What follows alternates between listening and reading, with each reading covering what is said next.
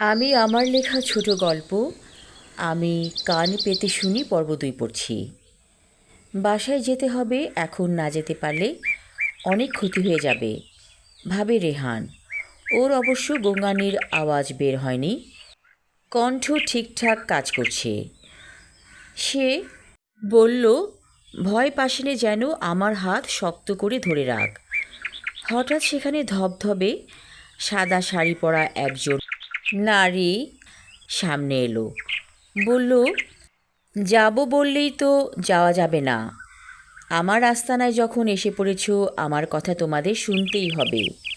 এবার একটু রেগে বলল রেহান, কে তুমি? এই ভাঙ্গা ঘরে কেমন করে এলে?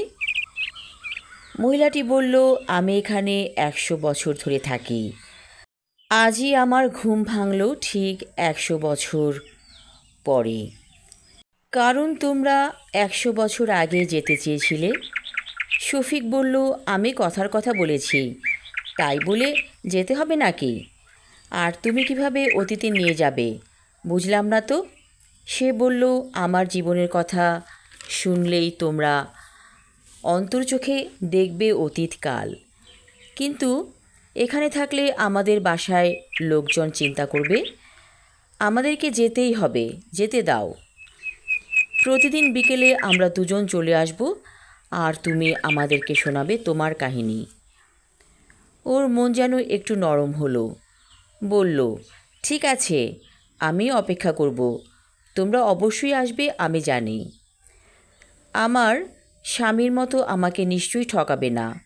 কেন, তোমার স্বামী তোমার সাথে কি করেছিল বলে রেহান। সে কথা শুনতেই তো আসবে তোমরা, বলে সে।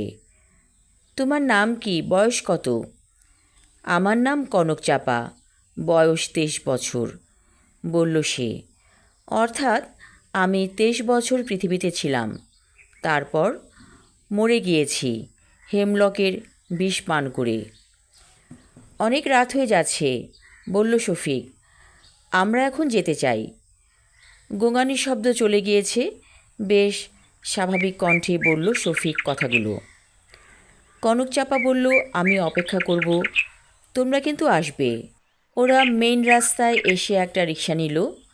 দু বন্ধু চুপচাপ চলে গেল যার যার বাসায়।